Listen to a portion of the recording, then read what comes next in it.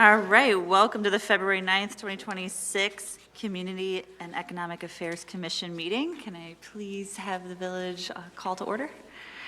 Or roll call? Yes, Stephanie Ganzi. Here.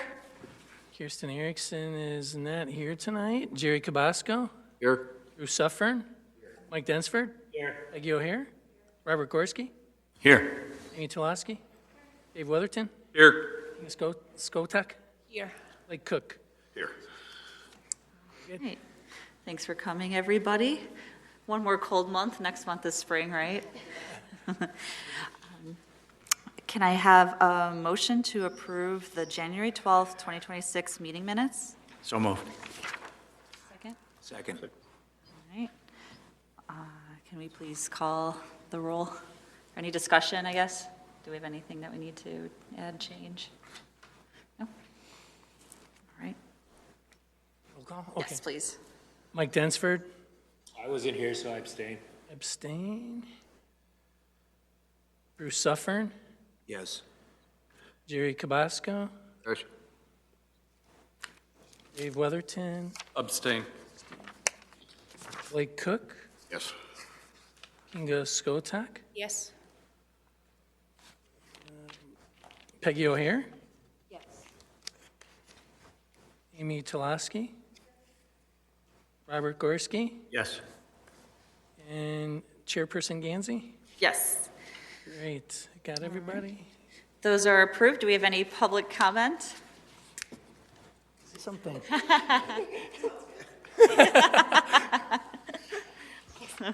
There was a comment. She said it looks good. All right, let's doing well.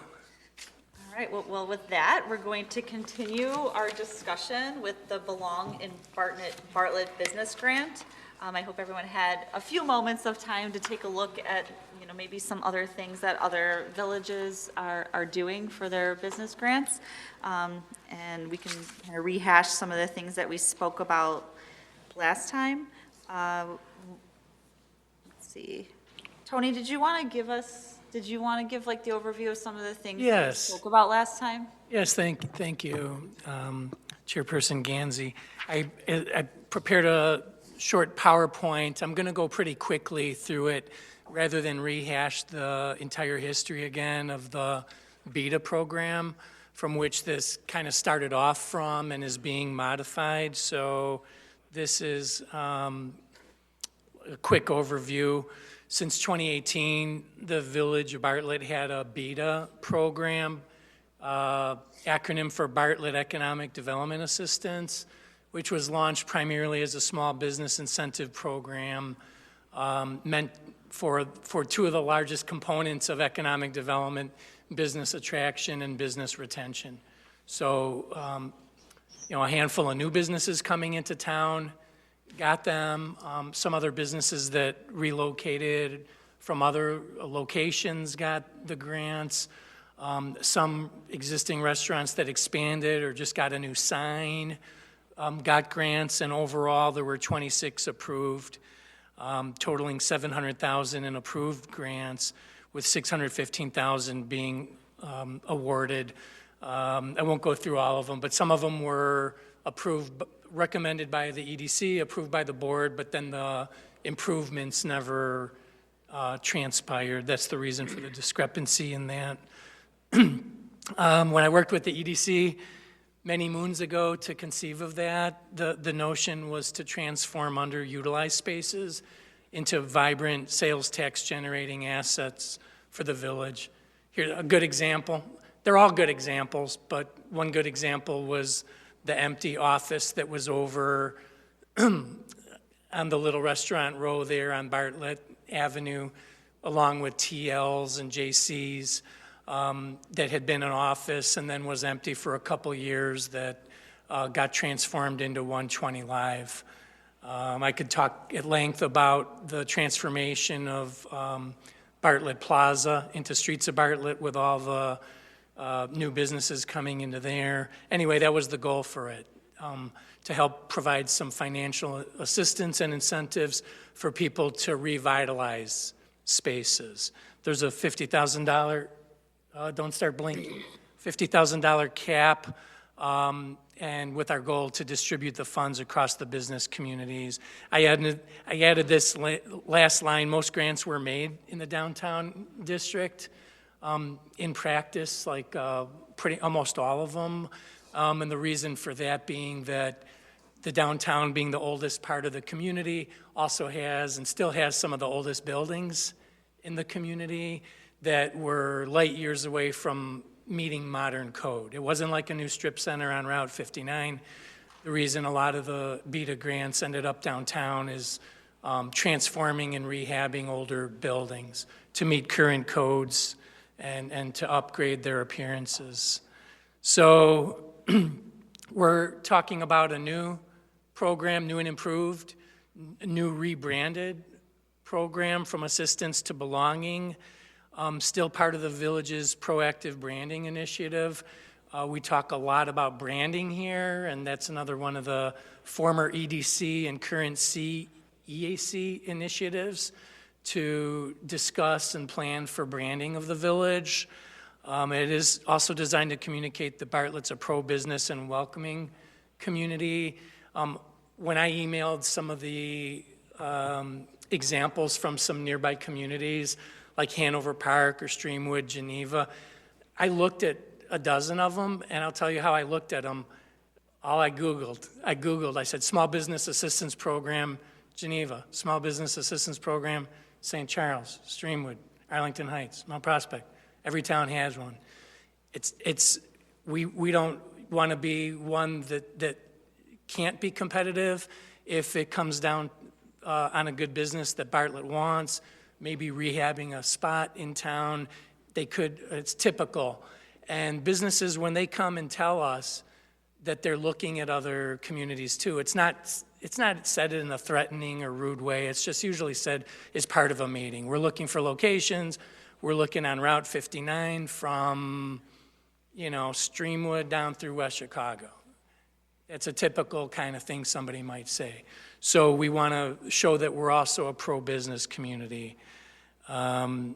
Focusing on community identity is another element of this program that we're trying to talk about. Yes? I have a quick question with the pro-business Yeah. comment. Like what have people, not necessarily even in Bartlett, but like when they say not pro-business, what are they like referring to? Like the process to get licensing? Yeah. Not getting funding? Like what? It's both. I'll try to make a long answer into a short one. Mm-hmm. It's in terms of some towns what they'll allow versus what they won't. Sometimes how the zoning or approval process goes. Sometimes all these grants are some of them are just $1,000 or $2,000. Some of them are $50,000. But it also shows the village, wants you when you're helping fund part of it while they're opening or staying and expanding. So that's what I mean by pro-business. If somebody calls you and right away all they ask is, what's your incentives? I know that's not really a good call. And I get a lot of those. But, it's just to show that, okay, yes, we can do this to help you. Mm-hmm. There's a lot of upfront costs and time and energy and effort when you're opening a business. Many of you know.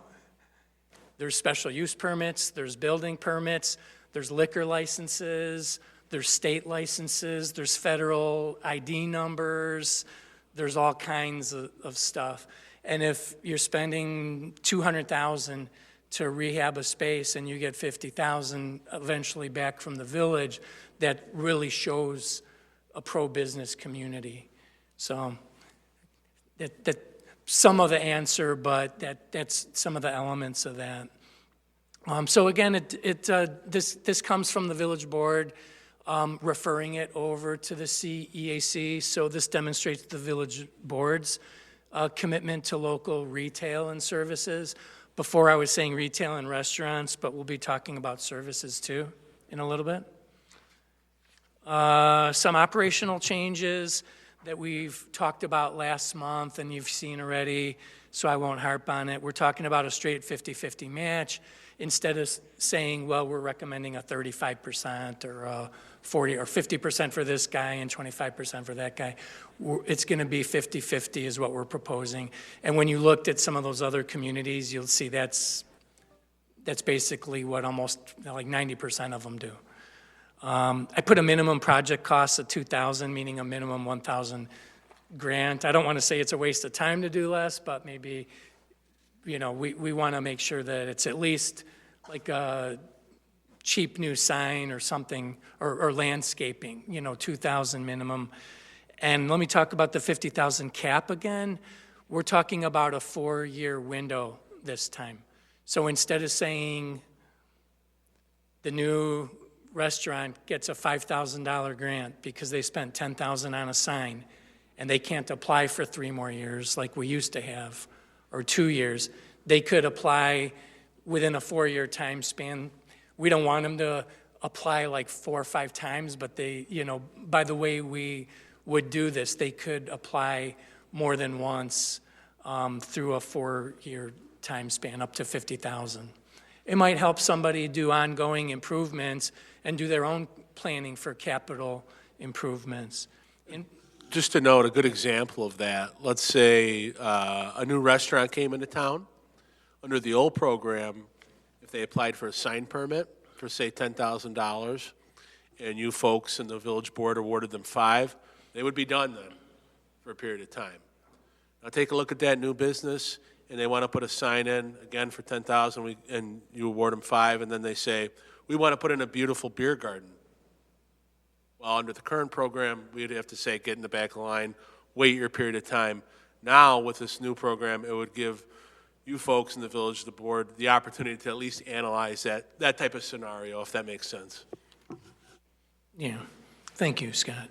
There's been a few businesses that inquired, not a lot of them, but a few of them would get a grant and then be calling me 6 months later saying, when can I get another grant? Because they wanted to do something else to improve their property. Also, we're shifting the focus on this a bit more to exterior beautification. Last month, we talked about ADA, and fire suppression and ADA as other elements of it in terms of something that could be done as an interior improvement.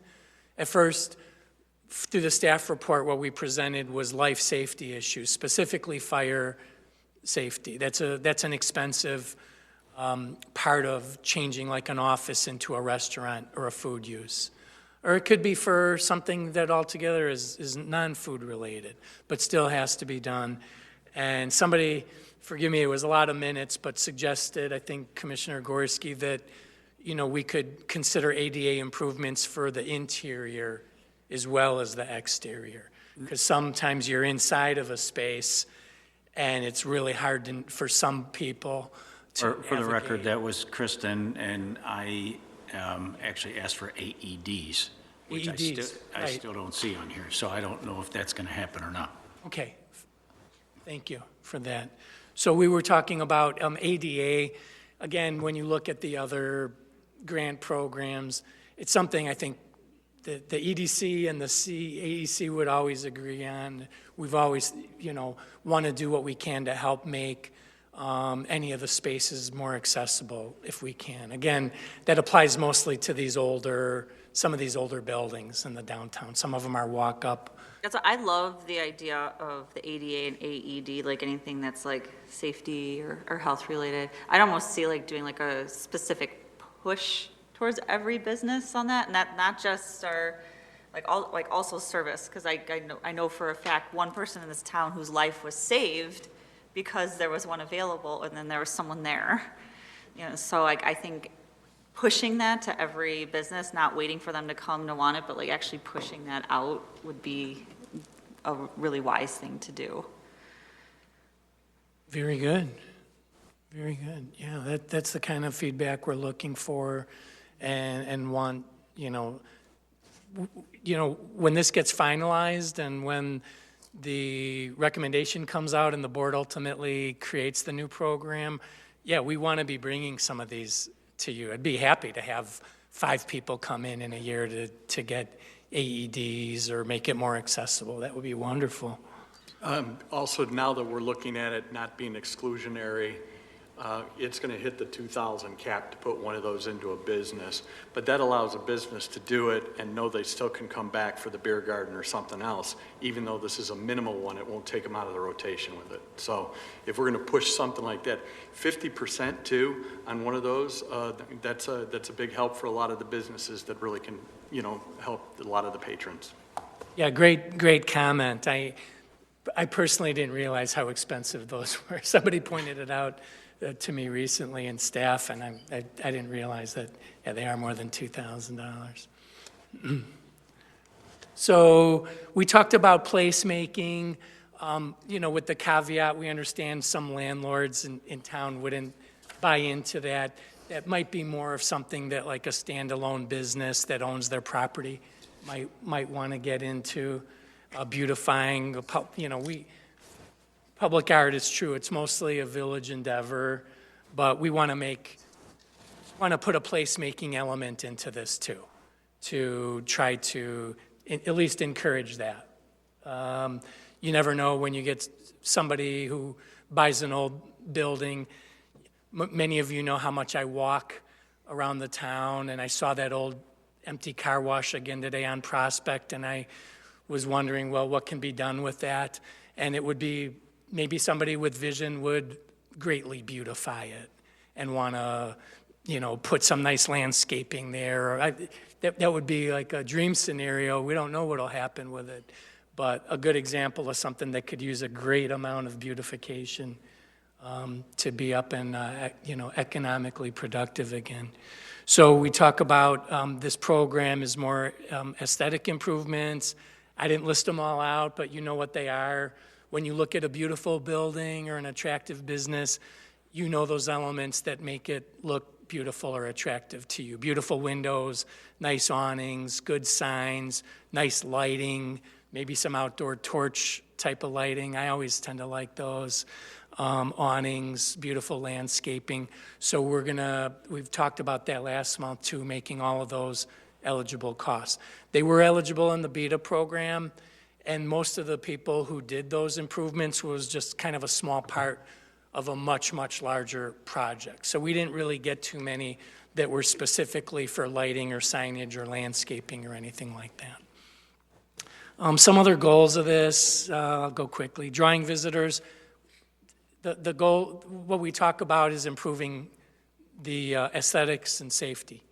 Making Bartlett is an attractive town in most of the town, in most of the commercial areas. We want that to spread to more and more commercial areas. Positive change, small focal points like this can act as catalysts. Somebody sees their neighbor doing it, and then they look at their building and think, there's a lot of word of mouth in Bartlett. People hear about it. Every time somebody got a BETA grant, people would hear about it, and then other people would get interested in it. So we're hoping that a couple of these can act as catalysts for other people seeing what's been done. And then that leads me to the three big questions for tonight. When we left it off last month, there were three items that were being discussed, and the commission ultimately thought it wise to contemplate it for another month. We're not going to, pressure for answers last month when you're looking at this whole new program being set down in front of you. But three of the things that came up that I know weren't, some of the small things we changed. Commissioner Gorski said to list something like fees aren't. Within the packet, I highlighted a few changes that were made, but I don't list out every ineligible fee, but lots of them. And basically, if it's not listed on an eligible fee cost, then it is by definition ineligible. But some of the things that were kind of a wider scope question, because recall the BETA program was limited to only sales tax, well, I'm kind of jumping to the second one, but one of the commissioners brought up, I think Commissioner Erickson was talking about, or people were asking, are corporate stores eligible? The way the BETA grant was, it just said sales tax producing. So if Starbucks came or McDonald's came and asked, in theory, they would be eligible. So those are the three questions. I'll read through them and then I'll hand it over to Chairperson Gansey to handle it. But should the eligibility be limited to for corporate stores or franchises with a high number of units? I think I put it in my memo that when we did our own Bartlett version of, I don't want to call it a bailout, we called it a small business emergency relief program that we put together very quickly during the lockdown in 2020. And at that point, we settled on a number of more than 4. If somebody had more than 4 business units, they weren't eligible.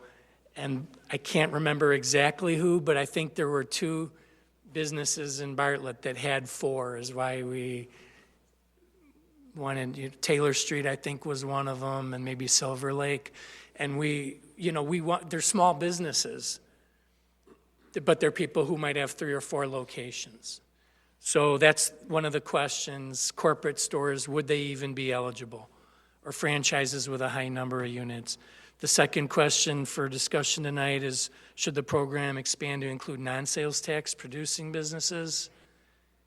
And if we get to it later, a discussion on any unused funds. We mentioned to you that we've never allocated all the funds for any given year for this. So I suppose it's time to weigh in on your end there. Sure. So I guess let's go down this list. And I do have an email from Kirsten Erickson, since she couldn't be here tonight, with some of her thoughts on each of these. So what are our thoughts on having corporate or franchises be eligible for these funds?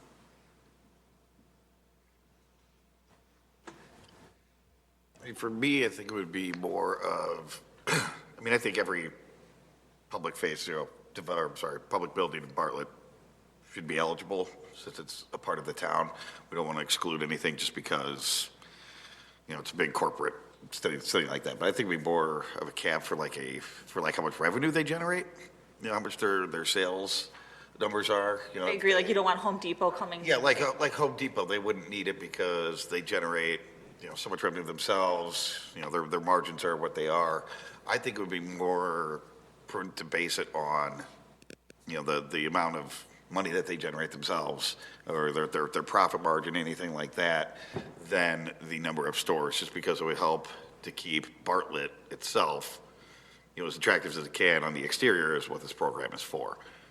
Asking just one note to make in terms of that being a qualification is that we ask folks who come into town for recruitment what their potential is for revenue generation.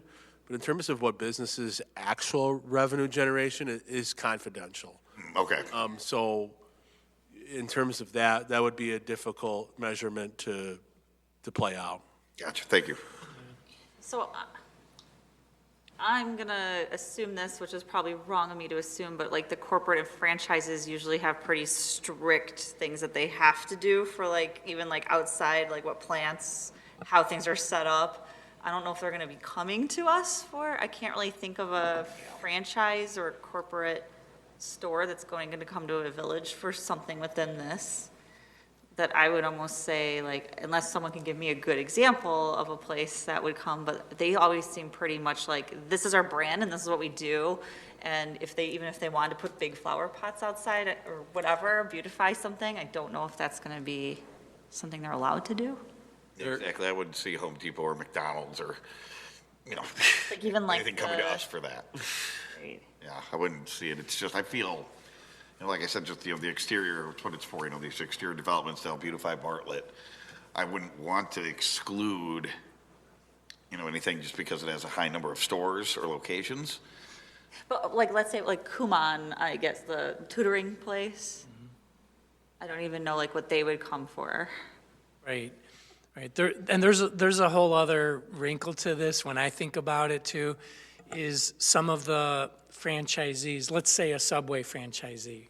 So there might be 10,000 Subway sandwich shops in the country, but there might be a franchisee who has one shop or two shops. I would say leave it off. I think they have their standards, they have franchise, you're in a franchise because you have support from the franchise. One of the things I was gonna bring up tonight for like our small, mid, mom and pop type shops was to have some funds that they could use for like PR marketing for a set amount of time, or like a small amount, like kind of get going.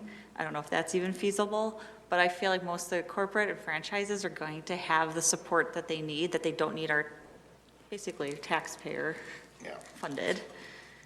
There are certain villages that require certain aesthetics in order for the franchise or the large entity to go into. So you'll sometimes walk into a McDonald's store that it has a certain ambiance that fits in the village area. If Bartlett has those type of requirements, that we need to have a country physique, or that we have to have seating benches outside, or something like that, I think that since the village would be putting those requirements on that, having them eligible to get some assistance from the village may make it look a little bit more attractive for the larger entity to come and locate in the village.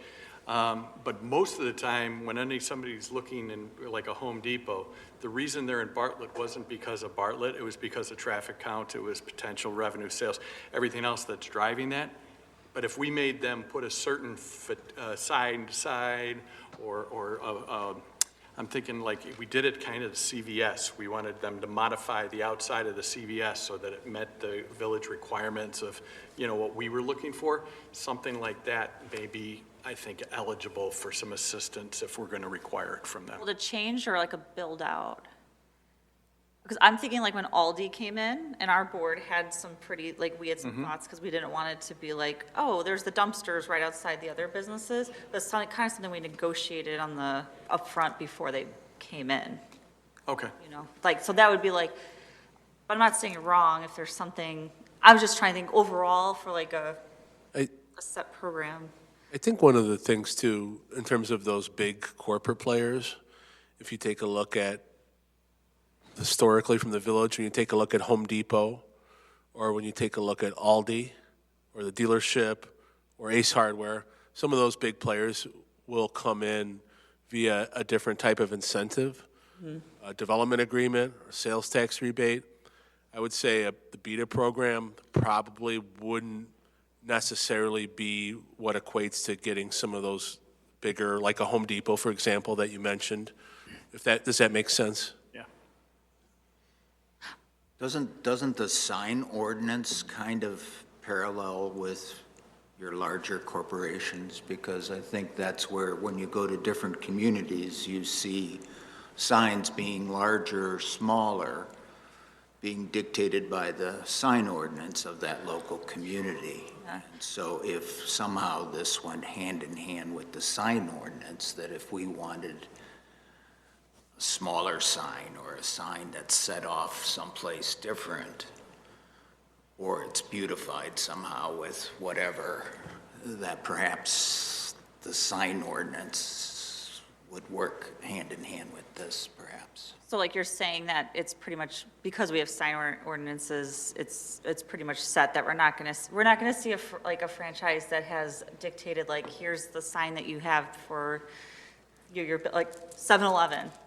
Like, they're gonna get the standard 7-Eleven sign that they have to order for their business.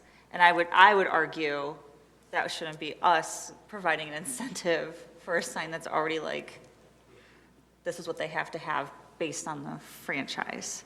No, but if we were in the village and we required them to have something that fit into our organization's, requirements, and it was outside their bounds and it cost that, then I think that could be considered as something that we're forcing towards them to keep. But I would say that we're offering, so a lot of these other bigger places that come in, and correct me if I'm wrong, but they get certain incentives or they're not paying. So I guess it would be more on the effect of a change. if they were to change their There- sign. I guess if they had to change, if we were forcing a change on something, Yeah. which I can't really think of anything that we're gonna force. I guess for me, like overall, like, so even Kirsten said they should be eligible as an investment in the Bartlett business community, but I guess I would argue since, you know, this is really geared towards the small business more, I guess, mom and pop small business, that I'm thinking than a franchise that is identifying that, you know, like, just going back again, I think franchises have the resources, they have the marketing team, they had someone say, hey, yeah, this is a good location for you based on these streets, whereas, you know, some of you that have had businesses here, we're probably doing a lot of that yourself. No, there wasn't a corporate backing to help you decide if it was the right decision, right? So I guess when I look at this, I think like, I want the money to go towards, you know, more of the true small business trying to have the vision in the community.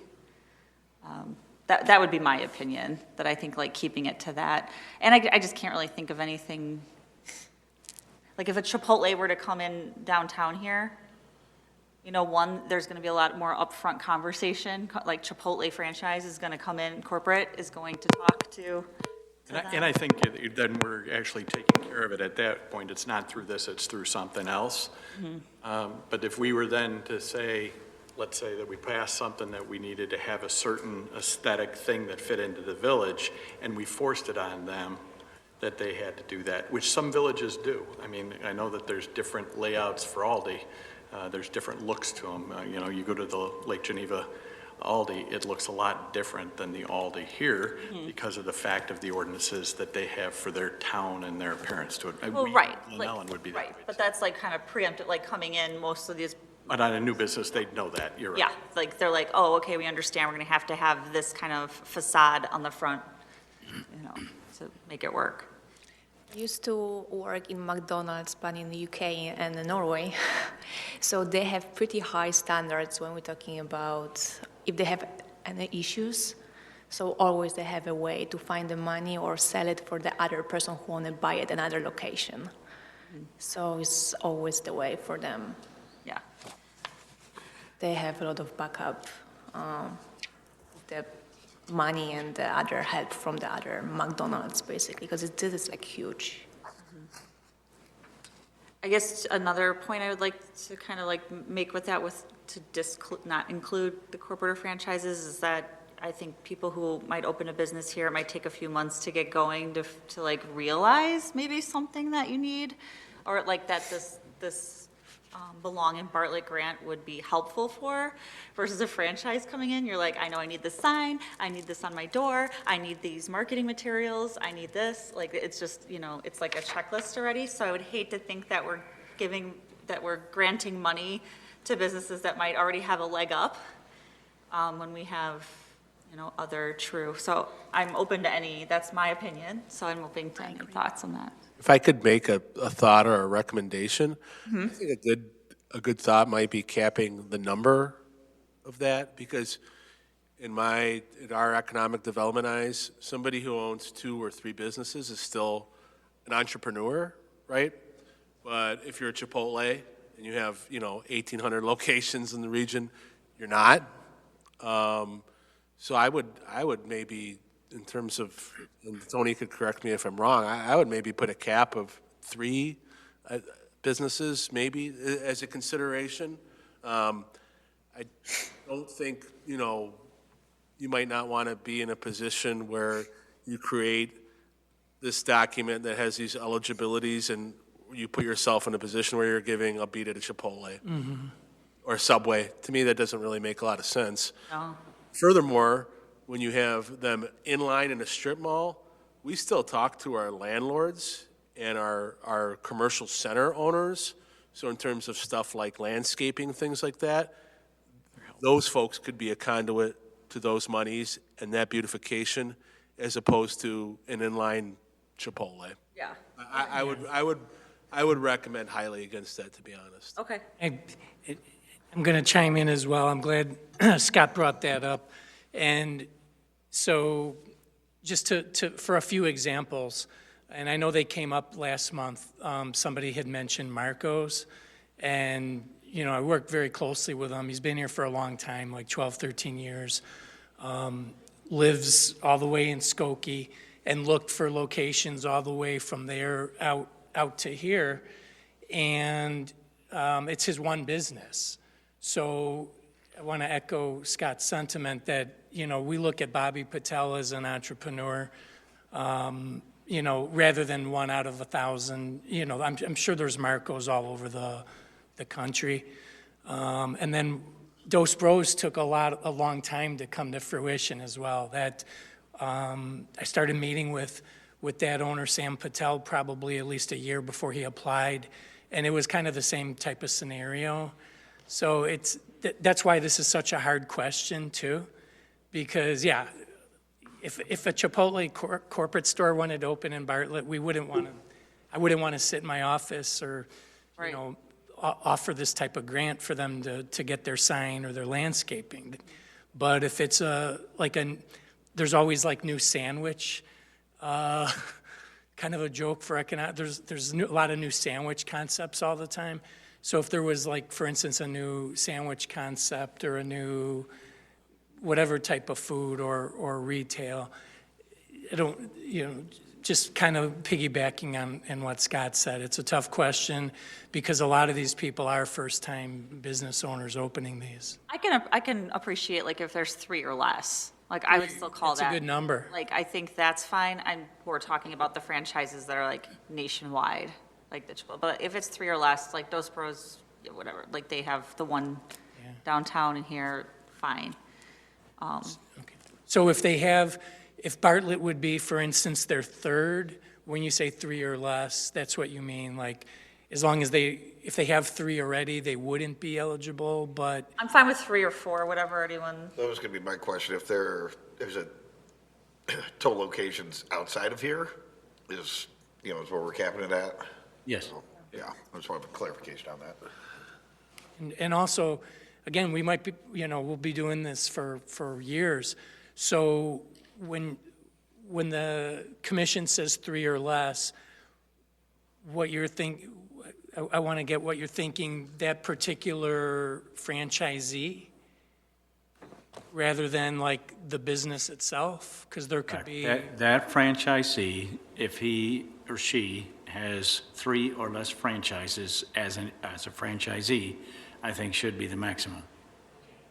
So, just for clarification, if somebody owned 2 Jersey Mikes, we'd want to incentivize a 3rd Jersey Mikes. I was thinking of like actual, like, you have a Dos Bros and you open a second location, you're kind of franchise. I would stay away from like anything that's like a national franchise brand.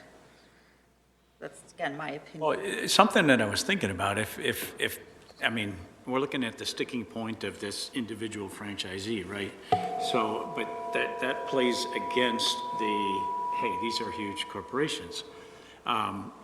Maybe what we do is we say we lower the dollar amount if you're a franchise that you don't get up to 50,000. Maybe we say we lower the dollar amount for that because you have your franchise support.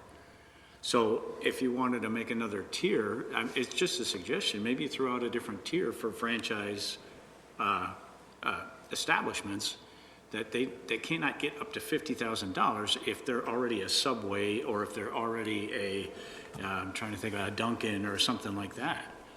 I think it's a great suggestion in theory.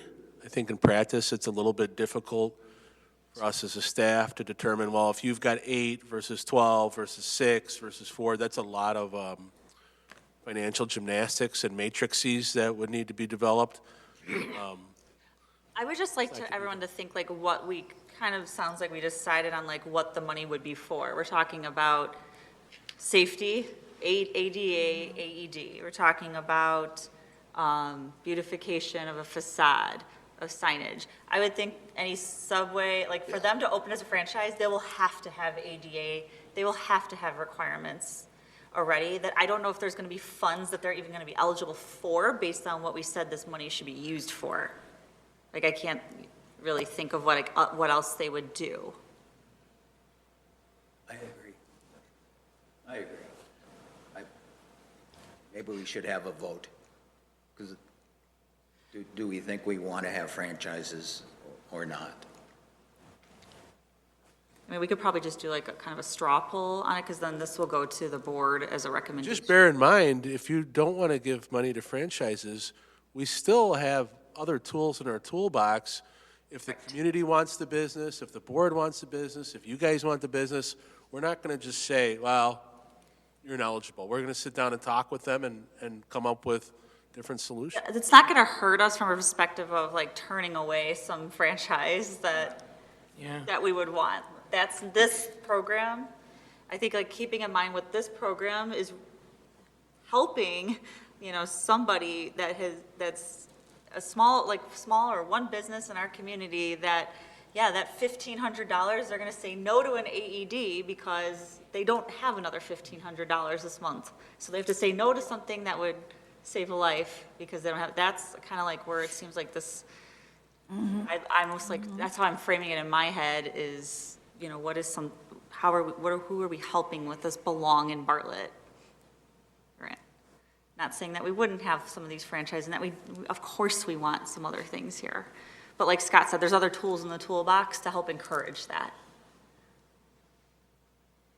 I agree with you. I don't think franchises should be part of it. I know that they have all their rules with even how they can advertise, what it looks like inside, outside, and all of that. So I think they have enough guidelines and they have enough support and the backup that Kinga mentioned. So I'm for your straw poll.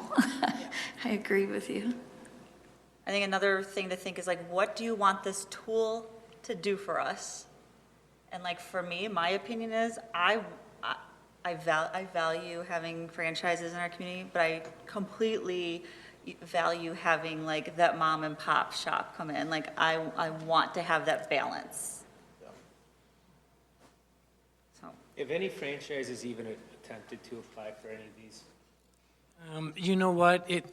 I just talked about Dos Bros. They never got their application. Like some that might not be qualified based on the conflict? No.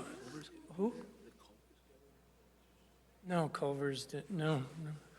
It's, you know what? It's something I was, since we're talking really about eligibility, when you want to get into the practice of it, one of the things that we changed over the course of the modifications for the BETA program, which I think will carry over to this, is it's not an application we have online that just anybody can fill out.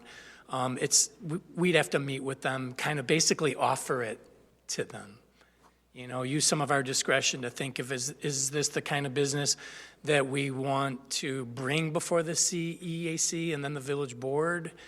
To answer your question, it really hasn't happened with a franchise.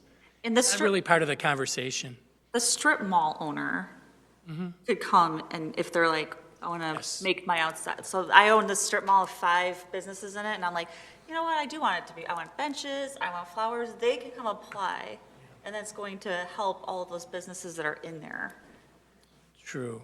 And we try to get them to do that, particularly, we talked about it a bit last month. There's a few shopping centers in town that there's some deferred maintenance on and haven't been kept up as well as some others. And yes, both Scott and I have offered them to participate in the BETA program more than one time, and they still haven't. So that's a great point, too. We would love to beautify an entire center with this. That would be a great project. We'd be very happy to bring that before you. Having heard all of this, I'm going to go ahead and make a motion to not include franchises in the Belong in Bartlett Business Grant Program. I second.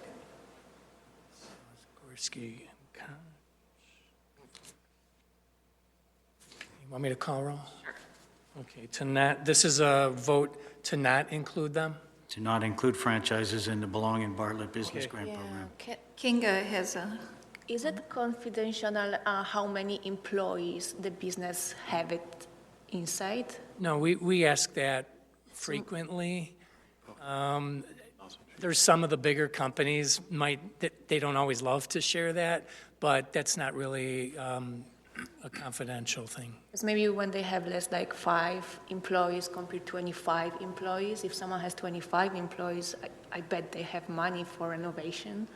If they have less employees, they may need some help. I don't know. I was thinking the other way. Yeah, Yeah. I would say almost every business I've met with or know is different in that regard, and some of them have hundreds and they're struggling, and some of them just have 1 or 2. You can make sure that's part of their But business plan. We that they we turn always, yeah, we like to include that in part of the application, how many employees.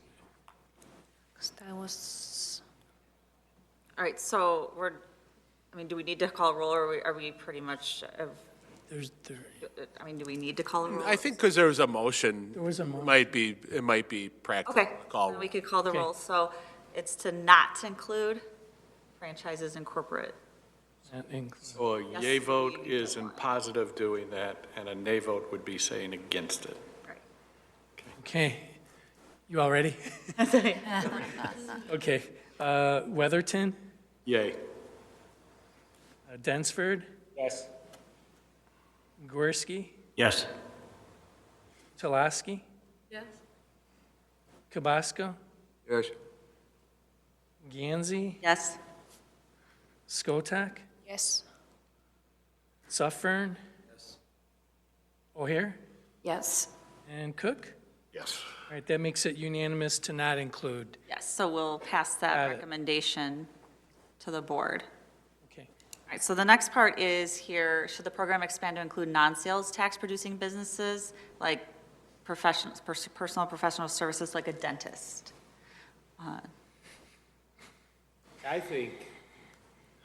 I personally don't think they should be included unless it's regarding safety. Like an ADA Not signage? improvement. I don't think so. We're not receiving any tax funds from them, other than the property tax, which everybody has to pay. It's pretty much just beautification, which is a huge component of what we're trying to accomplish here. But in terms of ROI on dollars spent, that's not measurable and negligible, but it certainly would go away towards beautification. Yeah, and I want to chime in one little thing. Yes. Because I have had hair places before ask me and beauty salons and stuff like that, and it's typically defined as a business where 51%, at least 51% of their revenue is derived from retail sales. So even if there's a auto repair shop, but they sell some parts too, it would have to, it's not the same as like an AutoZone selling all parts. I just wanted to be clear what we mean by sales tax producing, if you want to split hairs about that. They are producing sales tax. Yeah, there's a lot of businesses that have like minimal sales, but that's not their, when we say sales tax producing, we mean that's their primary food and drink or retail, So like Banbury Fair. approximately, of the commercial buildings that are in the downtown or in Bartlett, what percentage of those buildings are sales tax producing? Buildings or units in buildings? Well, let's just call them buildings because, Well, is it 50%? Is Yeah. it 25%? Right, no, in the downtown it's higher because of all the eating and drinking establishments. So It's closer to 50. restaurants are tax generating? Absolutely, everything you And eat, retail drink, businesses, which there are few, very few. very few. So then, other than restaurants, it would be, what? It'd also be for the unknown. It would be for folks that come into town that we don't know about. Like, Any type of business, whether they're a retail, they want to, what retail is dying? Yeah. So the likelihood of new buildings being built or old buildings being renovated is more likely to be to service-oriented businesses. maybe, but like, let's even, like, I guess that's an unknown that we can't answer, because someone who, maybe they have a toy store for, kids, they come into town, then that would be. I've been in the business a long time, so I've studied a lot of downtowns. You go into a lot of downtowns, they're attorneys, they're service-oriented, So you- dentists, doctors. Are you And saying you so want that? If the objective is to beautify the commercial district, what difference does it make? If a building is in your downtown and it could use some beautification, not that they're going to spend any money for beautification, but why not make them? They're going to be the majority of who's in the community anyway, or service. Yeah, I think too, they would use less of the money as well, as opposed to a restaurant or, anything like that, like a dentist's office, something like that. They wouldn't really, I can appreciate that, because if someone has like a sign that's like falling apart, yeah, and exactly. they want to put for it, the they get beautification. they get $2,500. Yeah, if it's for the beautification, if this is what the point is, Right, if it's that for is our goal. beautification, then I would say to include them, but maybe lower the So would it just maximum be they could open-ended then? Just any businesses then? That's what I'm trying to understand. I mean, that's the. Not that's the financial discussion institution. Point. So Um, financial institution. Okay. I mean, if the commission feels there should be some types of exclusions, this would be the time to bring it up. Commissioner Erickson had mentioned financial institutions like banks as an example, but once you start you could go on a long time naming different types of businesses that might not be, maybe medical. But yeah, that is the discussion point of whether it should include, all these service-related businesses that do comprise a majority of the businesses in the town. But yeah, the downtown is a higher percentage of sales tax producers just because of the sheer number of restaurants that you see around here. Yeah, to Commissioner Erickson's point, I would proceed with caution with this. We don't want to put you in a position where if Wells Fargo Bank opens up on Route 20, they're getting a beta. You don't want that, okay? Wouldn't that be excluded under the franchise? Yeah, that would, yeah, that's a good Same point. thing with medical, if you're part of a MEDA or Northwestern Medical, you're Right. part of a franchise and you've exceeded It would the 3. protect against that, yeah. Yeah, I mean, I'm comfortable with making the recommendation based on like what the money is for right now, because I think it's all exterior. If we include others, would it possibly stress the annual budget? Would we have to increase it to forecast more people participating in it? Well, that's an unknown right now. We haven't utilized a high percentage of the funds yet. If this starts going out in email blasts to all the businesses and one business hears that their neighbor got it, it could, to me, that would almost be a good problem to have and then something to revisit if there's applicants coming in that the commission is, less comfortable with. But there's 200. I wouldn't anticipate, a big, like it quickly being depleted. We did, when we launched the program, it was first come, first serve. We always put in the application because we wanted to create that sense of urgency, but it never, never came to fruition like that. Aren't we really establishing, though, the guidelines for eligibility? Don't they then have to be approved? So if at any time our funds would run out or we thought it was a frivolous program, Right. we'd have the right of rebuke there. This is more just saying who can The apply. board can deny, it can meet all of Right. these parameters. And it can be then someone denied has at any- Something that comes up and that we vote no and vote it down, they don't get it. So this, really, what we're discussing is, do we want to make them eligible for consideration? This is nothing more than that. Exactly. Would you want to consider just a geographic area, though, for, like, if we were thinking about the beautification, do we want to say only downtown, or only a certain area. I don't know where some of the bad areas might be. I don't get around all that much, but there might be a criteria for some of them. But I think in the service ones, we're coming into landlord stories again with that. Because they rent an office in a landlord's building. So I don't think it's going to be a big draw for a lot of people. So I feel like just saying all of Bartlett, like it's belong in Bartlett, I don't think we should start saying like, well, if you belong here, not there. Okay, fair.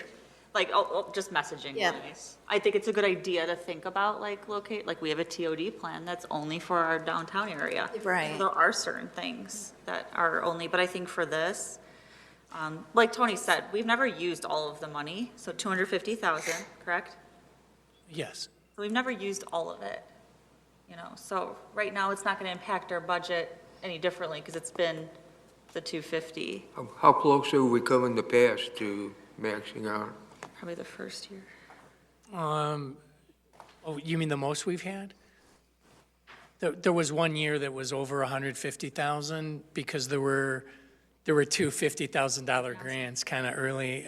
There have been a number of $50,000 grants, and sometimes they came like one after the other. Streets of Bartlett, O'Hare's, But we've never come real, 120 Live. have we ever come close to nearing the maximum? No. No? Okay.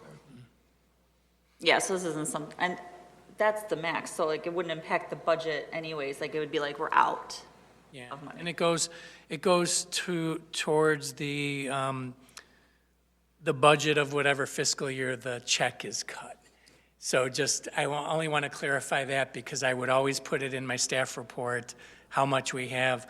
So if somebody starts building something in January, but they complete it in August, they're approved in January, the check's cut in August, it goes towards whatever fiscal year you happen to be in. So these projects take a while, and except for the smaller ones like signs. So anyway, to answer your question, I think the closest we got was maybe like 170, 180 one year. So I know, Mike, you said you're not comfortable with it? No, or no, do you think- I'm changing my mind because I'm Okay. thinking of how we did it with the Beta grant before, like, did we, not to name restaurants, but a restaurant nearby, didn't we help them with, like, build out and? Oh, yeah. Build out, It's different though. right. We're taking that According to out, Yeah, yeah. build out was That's considered eligible. Freedom now, and that's what I missed when I looked at the email. So, yeah, no, I kind of, and it is, most of it's gonna be on a landlord anyways. Most of these small, lawyers and tax accountants, hair people, whatever, it's, Yeah, like the dance studio if they need, Yeah, like, no, I yeah, feel like those are it's part of our equally that, downtown, yeah. that like if there's some money that we can help, it's improving it for the look of all of us. Like, that's like where my mind always goes is like, well, how is this benefiting the public? Not just one single business. How is it benefiting the public? So I think you can argue with the sales tax, but you can also argue with beautification and not having things look run down coming into town. That helps, right? What about the people working out of their houses? We would list that as not eligible. Yeah. Commercial zoning. Yeah. 'Cause I'm thinking, if you include them, then they come in and they want to improve their But landscape. yeah, you know? that's a whole other realm of, We're not buying them their desks, Jerry. They're on their own. yeah. Home base wouldn't be eligible for that. All right. Any other questions with that? Should we take a vote? So just so we're clear, what are we doing? In We're terms going to of, include like the professional services into, since we have these certain parameters here with the beautification, the safety, the signage, that we're going to include personal professional services within that recommendation. But not financial institutions. Okay, I think that's probably smart. thanks for clarifying, yes. So moved. All right, so, all right, should we call the roll then, so we have Need a the second. record? You're gonna need a second. Motioned by Commissioner Gorski, seconded by Commissioner O'Hare. Gorski and O'Hare. Okay. Jerry Cabasco? Yeah, let's give it a go, try it out. There you go. That's all I could do. So. Talaski? Yes. O'Hare? Yes. Cook? Yes. Suffern? Gorski? Yes. Weatherton? Yes. Skotak? Yes. And Chair Gansey? Yes. Makes it unanimous. All right, so we have one more Did item. I get Mike? I'm sorry. Sorry, Mike. Try to mix up the order. So this last one's probably a little tricky, but we were talking about funds that aren't used for the Belong in Bartlett grant. You know, this commission, we cannot spend money, so we can kind of throw some ideas around.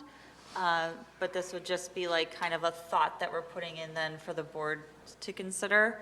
And I think there's some things that we'd have to like look into from some different perspectives on like legal, ethical, practical, so we'll have to, you know, but if there's any ideas, like if there's the funds left over, We would rollover be, they don't roll over. would that be an option though, to have it roll over to the next year for? No, it goes into the general fund. No. Then it could be spent on the program. So what's the difference? What's that, Jerry? I'm sorry. If the funds roll over, unused funds roll over into the general fund, then in essence, they could be used for funding the Belong in Bartlett program. For government accounting practices, Yeah. if you budget 200,000 for this fiscal year, Accounting thing. and it goes back into the general fund, it's gone. It's just the 200 for this fiscal year. The real question here is, at what point do you say, okay, we've got enough to think about something else, right? Because you get to about 150 and it's March, right? And your fiscal year ends on April 30th. Like, do we have time to pull something off or not? Probably not. So that becomes the issue, is where are we at in the spending and where are we at in the fiscal year? Because then you say, okay, I've got time to actually go out and plan for and get X, whatever X is, and get that done by April 30th. So I just, this is a challenge. I would say, like, the more I thought about this, and I think, I might have even brought this up or with somebody last time, but the more I thought about it, if we just kind of like earmark it, like, if it's not spent on this, that could kind of be a problem, because then someone could kind of be like, well, I want that to happen. I'm gonna vote no, no, no. Now I got $200,000 for what I want. Yeah. So that's kind of like, to me, like, it should just be for this. You know, this is the program that we have, and this is what we're offering because we're trying to enhance and have businesses. So what happens if a year from now, we have no application for any of us? What do you think we should do? It would be a perfect time to evaluate Yeah, this. this bullet point. It's still the same catch-22. It's going to roll over into the general funds, and What about create some marketing plans in essence, it or could be used for the program. Go ahead. What do you mean used for the program? Like you'd want, like what are you thinking? Bartlett Belong in Bartlett grant. But if it wasn't used, what were you proposing? I'm just saying it's the same thing. If it rolls over, We were reporting back that our budgeting system doesn't work that way. If it's unspent, it's one line item in a very large village budget, and saying, you know, it's money, you know, maybe there's overspending in some other category. It's one line item, so we don't, if there's 200,000 left over, we can't just carry it over to the next year for extra money. And then one of the commissioners was talking about at what time of year would you do that? If you were going to consider a project, would have to be relatively early in the year, because you're right, our budget, our new fiscal year starts May 1st. And we would have to look at, as a staff, do we have any pending applications? I had mentioned to Chairperson Gansey that some of these applications take months to be put together. And they're floating out there, and we're waiting for people to fill it out. So we try to look ahead to see what's on the horizon. You can always ask me at a January meeting, do we have any on the horizon? And, you know, either we will or we won't. But it's kind of a long answer too. But, you know, that's kind of the way this works. It takes a few months usually for people to gather all the paperwork together, to get their contractors in line, to get the village permits, all that stuff. It takes a while to get these. What about to create some marketing program for the businesses? Like, let's say we can help them to get more clients and maybe they want to hire some influencers. So we're gonna, you know, it's gonna be more people, more like cities hear about us in Bartlett. Yeah, we're getting into that in our next item with okay. Ricci in terms of what we've been doing marketing and even with some influencers. So we do have a community branding initiative we're going to touch upon tonight. That's another separate line item. Oh, okay. So I thought maybe So that. overall, I don't think we need to talk about what the funds wouldn't be used for, because it goes back into the general fund. Not to say we can't have other ideas, but I think this should really just be focused on what our goal is with this program and not have something else that's kind of could compete with it.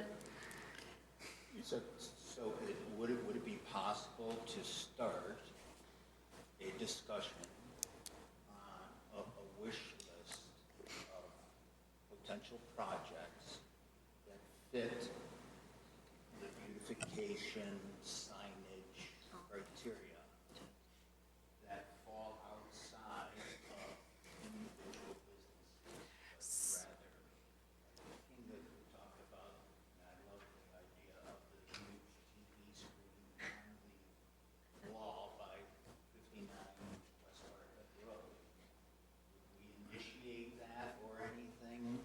Not- So I think ideas is exactly what we need from this commission. I would say though for tonight, that would be another agenda item then. Like I don't want to keep us here for another 2 hours, right? But I think that's separate from, I think like as long as we're comfortable with what this program is, I definitely want to hear about other ideas that help with community and economic affairs.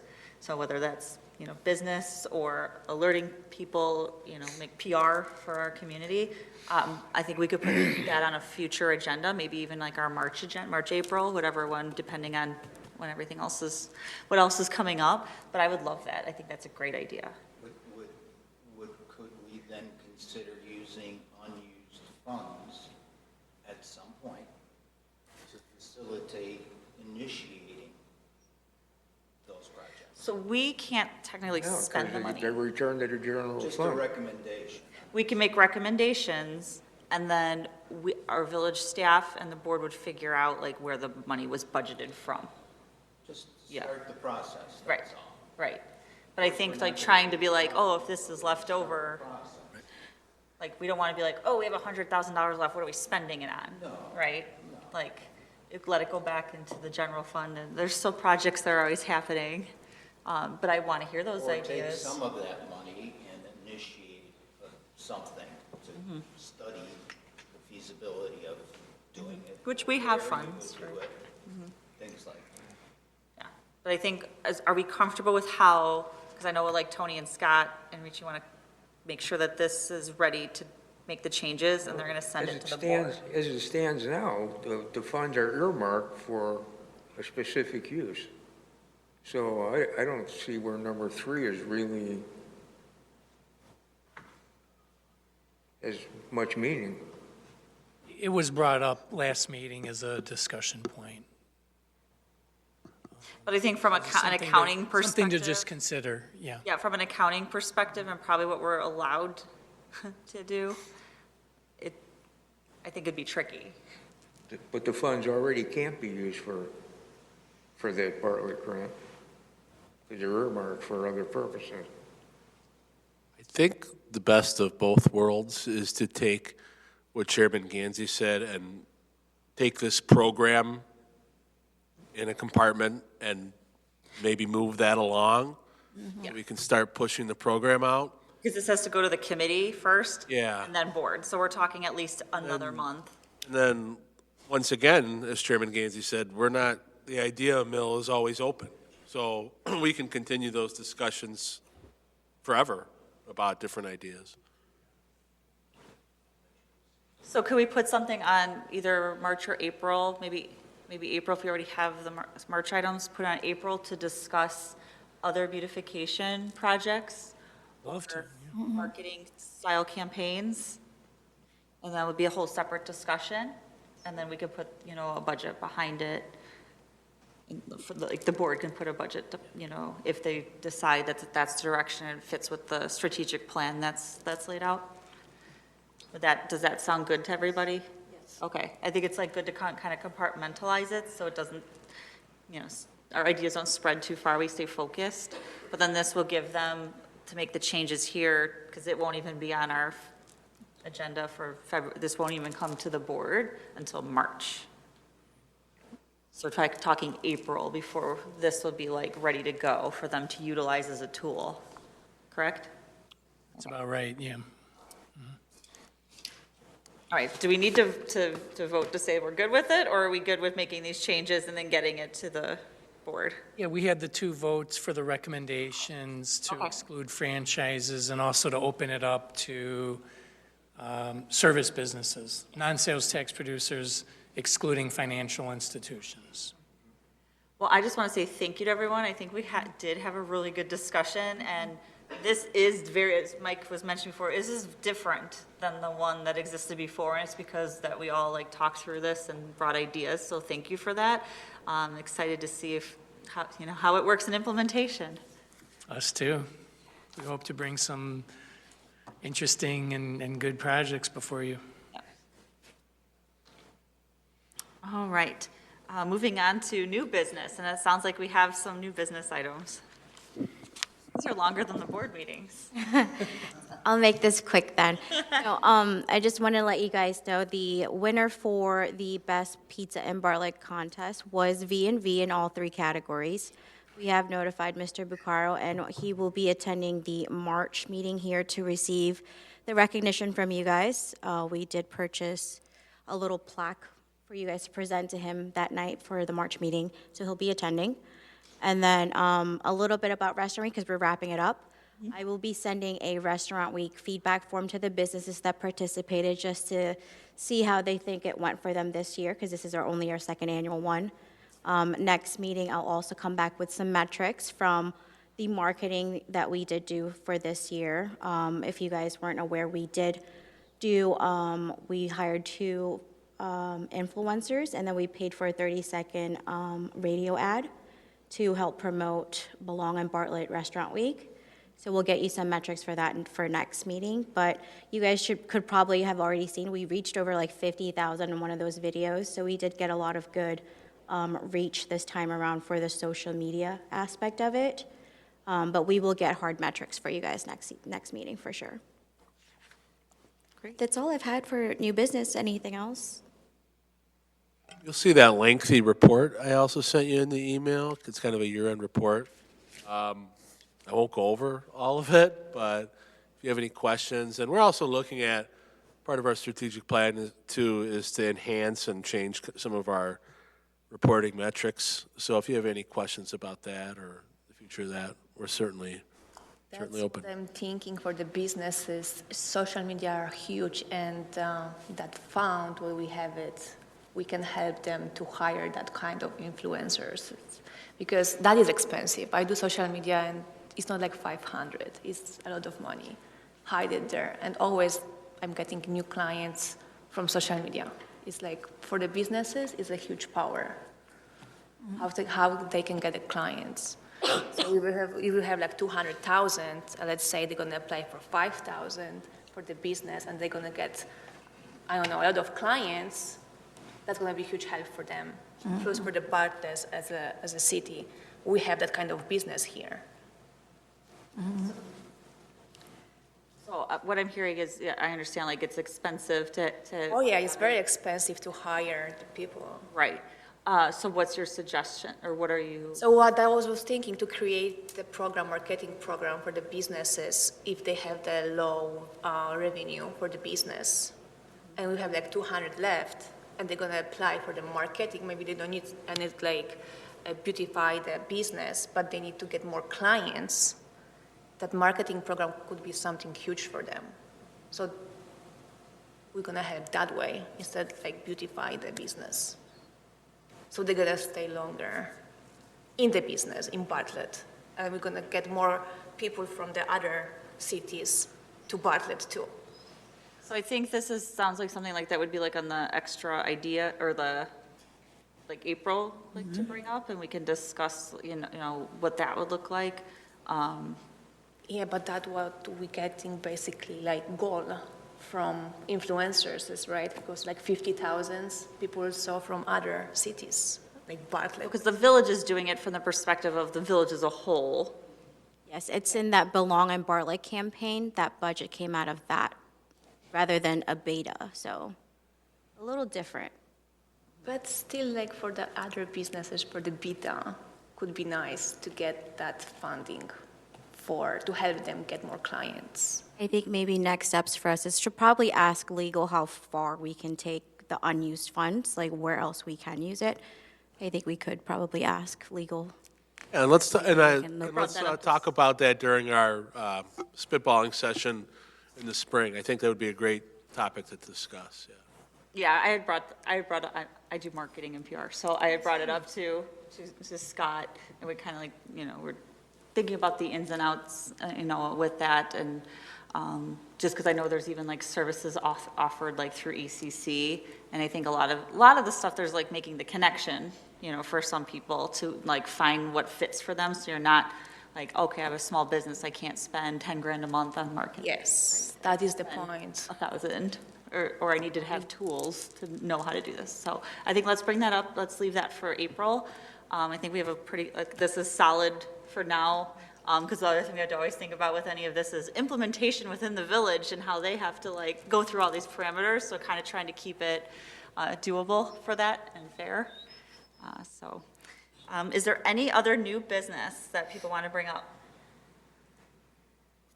All right, seeing that, I'll ask for a motion to adjourn I'll take one. I'll make the motion. by Commissioner Weatherton, Motion seconded by Commissioner O'Hare and Dunsford. Clerk, please call the roll, or Tony, Economic Development Manager. Okay, O'Hare, Yes. Weatherton, Yes. Bosco, Yes. Fern, Dunsford. Yes. Where's his name? There it is. Talaski, Yes. Gorski, Yes. Skotak, Yes. Cook, Yes. and let's see, does Chairperson Gansey want to? Yes, we're adjourned. Okay. We are